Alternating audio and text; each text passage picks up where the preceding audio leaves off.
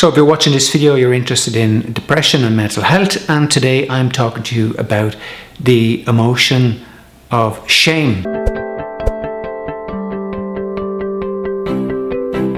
It's a very powerful social emotion that is part of how people become stigmatized, and I think it's at the root of depression. It's one of the roots of depression. Depression has many roots, and in the last video I was talking about the root of loss. That if you trace all the losses you've had in your life deep into your history, it's an accumulative loss, and it's a build-up, and it's a way of dealing with life, and it can lead you to experience depression. Now, to say the difference between shame and guilt is I feel guilty because of what I've done. It's usually a feeling associated with an action, whereas shame is a feeling associated with being. It's who you are. It's your essence, your existence. Shame on you for existence. Shame on you for your sexuality. Shame on you for your color of your skin, your ethnic origin, your educational status, your work status, your life status, your body shape, your dress code, your behavior. Shame on you for who you are. Sometimes it gets a little bit tedious listening to the rhetoric in Ireland when the government is talking about addressing mental health and taking it very seriously, but yet it is contributing to a society that shames people. Recently there was a campaign against people on social welfare who were being shamed because they were seen as taking money from the state, claiming money that they're not entitled to. And I'm sure there's a percentage, but put shame on the poor, shame on the unemployed for being lazy, shame on drug users for using drugs, not being more productive. In the capitalist society we live in, there's a lot of shame attached to not being productive. And we think they're lazy, we think they're just not contributing. But throughout history, we have shamed different communities. Different parts of Dublin have a history of poverty, unemployment, and social problems. We continue to shame those people and think that they should just address the issues themselves. But people need support and encouragement. And a lot of the neoliberal modern policies of governments in Western Europe are treating people as if they're just units of labour, economic units. And so they're being shamed for their being. They're not being appreciated for who they are. They're not being acknowledged and given recognition for being part of society. No, they're shamed for being lazy. They're shamed for being unintelligent, for not making an effort, for not paying tax, for not contributing. Shamed.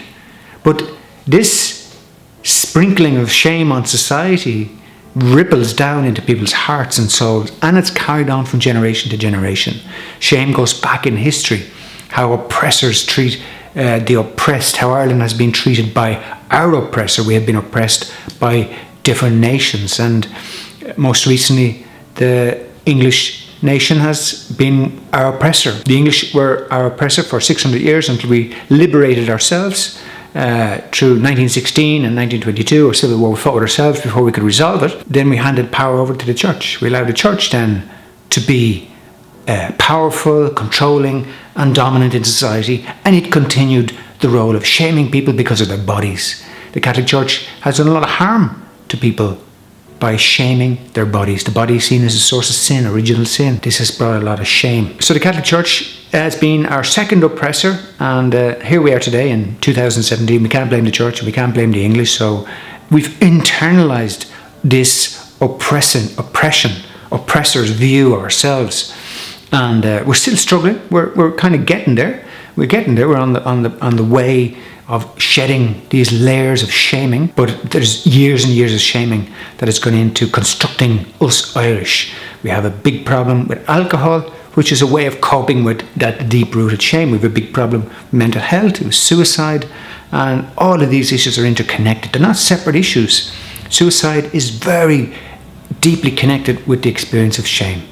So in order to address it, we need to acknowledge that shame is part of shaping who we are and shaping how we see ourselves. We can cling to our oppressor's view of ourselves, and we need to let that go, but we need to acknowledge it first. What shame does is it destroys our confidence, our self-esteem, and our self-worth. So no matter how many self-help books you read or how many hours of therapy you do, that's a very deep-rooted sense of ourselves. And sometimes we cling to that sense of selves, and we are terrified to let it go, to start believing in the opposite of shame, whatever that is, being shameless, being unashamed of who we are. What would it be like to go around for a day without any shame? Shameless, just free to do what you want without any moral rules restricting you. And I don't mean committing crime. That's not the opposite of shame. It's about how you feel about yourself, letting go the self-imposed and the externally imposed restrictions on ourselves. But we need to get in deep, experience and acknowledge and recognize the role that shame is playing in who we are, and we need to let it go in order to really have self-confidence. One of the problems with shame is we become so attached to it that we define our lives as a result of shame. So we develop these defense mechanisms to cope with experiencing of shame. We haven't even consciously articulated what shame is like, but it's like living with a shadow all our life. We become dependent on this shadow and we are terrified to let it go. It's probably one of the biggest obstacles to the recovery from a shame-based personality or a shame way of living, is that if we let go of this shadow, we are just a shining light. We're experiencing ourselves in the light. So if we let go this shame, this shadow, we are then in the light. And that's what we want to do, is live in universal light, universal love. Whatever your God is or whatever your beliefs are, it's the idea, it's the fullness of what all these religions seek to offer us, which is freedom, liberation and self-belief. Attachment to shame becomes our defense. So the way we behave, the way we cope with our shame, that can be through food, behaviors, can lead to addictions, ways of thinking. It's a very defensive approach. When we're attached to shame, we become defensive. It's like living with this shadow. We've learned to cope with it all our lives, but we're ready for it to move on us. But it's like it's waiting for something negative to happen that never happens. So I think that one of the problems with shame is that we become so attached to shame, we can't imagine life without it. As I said, we develop mechanisms to cope with living with this shame, this shadow. We wear masks, we put on masks. And in today's world of Instagram and social media, there's a lot of people living behind these masks that they present to the world. That it's so beautiful, and beautiful food and beautiful postures and beautiful nature. Yeah, all wonderful, and it is beautiful. But the reality is that social media hides the reality of people's lives. A lot of people hide behind masks. The reason we wear these masks, to cope with the shame. Someone might love us, someone might care for us, someone might connect with us, someone might want us, someone might give us a job, give us a role, make us feel important. And that's why we wear these masks. But when we come home and we take off the mask, we're left with the feelings of sadness, depression, self-hate, and deeply rooted shame. So you've got to identify, are you wearing a mask? What if you take that mask off? How many masks do you wear? Or what masks do you have for different occasions? We all wear them. It's a natural psychological defense. The importance of self-awareness is becoming aware of what masks maybe you're wearing, or what mask do you wear on certain occasions. And the only way to become truly confident, truly happy, is to take off the mask and learn to accept and love the true self. As a result of becoming attached to shame, we become pawns for our oppressors. So whoever we blame for our problems, we become dependent on them. We can't exist without hating them, without being angry with them, being angry with whatever, if it's a country that has oppressed you, or it's a corporation, or it's a government, or it's a person, a teacher, whoever is your oppressor, whoever is the root cause of your shame, we use them to stay in our shame-based existence, rather than realizing that this is what we need to let go. If we're to be truly happy, truly confident, and truly at peace, we need to detach from our oppressor. We need to forgive our oppressor and realize that we are responsible to live our own lives, and we can't do that when we're blaming others for how we feel and our situation. We've really got to forgive, and forgiveness is for ourselves. It's not really for others. Forgiveness liberates us from the pain within ourselves and the pain that is connected with toxic relationships and unhealthy relationships. As a result of living a shame-based existence, we live other people's lives. We're not living our own lives. We're doing things to please others. We're doing things because we think it's expected. But inside, we're not at peace. We're not confident. We're not content. Releasing ourselves from shame is to begin to live our own lives. This is not easy. This is not easy. First, you have to become aware that maybe, is there something in what I'm saying? Is there some, logic in what I'm saying? If there is, then maybe it's worth reflecting on. What role does shame play in your life? How has shame created your personality? What identities are you attached to as a result of living with this shadow of shame?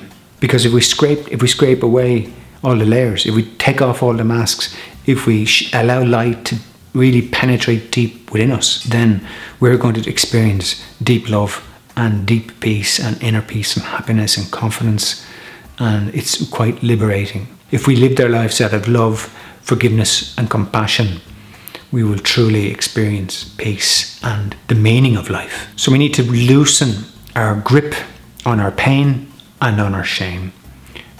Loosen our grip on the conceptual attachments we have to the idea of what depression is. If we believe depression is a disease in my biology, or caused by some other factor, then it's not my responsibility. I'm not responsible. But if you begin to realize that depression is very much deeply attached to how we perceive ourselves, how we experience ourselves, how we are in the world, then we can begin to unravel and take responsibility for unraveling, loosening our grip on these attachments to shame and pain, and begin then to open ourselves. Because when we loosen our grip, we open ourselves healing, to love and to peace. This journey into letting go shame is not just about going back to when we were born.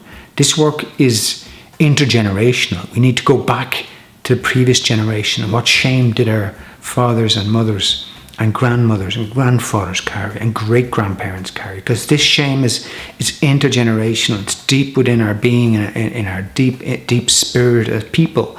And for Irish people, we carry a lot of shame, because we're being put down and caricatured and shamed by other cultures. So we're also very blessed in Ireland because we have our own culture and we have fought and resisted, and that's part of our pride, is that we're a resilient, strong people with a strong attachment to our culture. But today we need that culture to be revived so that we don't allow the neoliberal economists take over and tell us there's only one way to view the world, there's only one way to be Irish, and that's about making money. It's not. It's far from that. It's much deeper. And so we need to go back generations in order to loosen our grip and going back and what messages have been carried through generations about who we are and how we are and what way should we be in the world. And on that journey back into the past, we need to collect the moments and the experiences of our people, our own tribe, the people in our tribe who have led us, who have helped us survive, who have nurtured us. Because in every tribe, while there are people who may be more hurt and more deeply wounded and more shame-based, there's also healers and leaders and artists and the imaginative people that have carried our spirit. So it's not all dark and black. It's opening up the crevices into our past so that we can attach ourselves to the inheritance, the wellness that is deep within our inheritance. The outcome of this journey is to live a shameless life, which is a life of joy.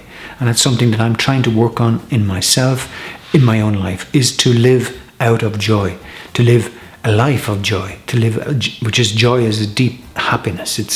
It's a deeper happiness than happiness. It's just joy. It's appreciation. It's gratitude. It's positivity, and it's peace, and it's free, and it's non-ego based.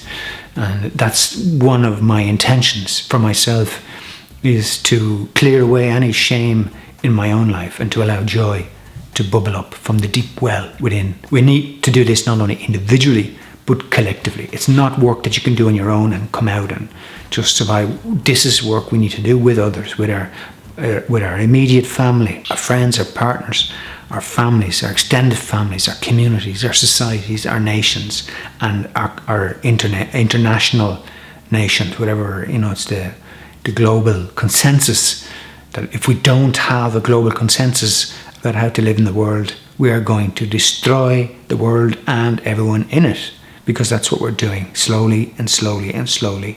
Whether that be global warming or international war, and this destruction of forests and plants and animals and nature. This is deep, deep, deep work, and it's worthy. I'll leave it at that, and thank you for watching, and I'll see you in a video very soon. Take care. Bye bye.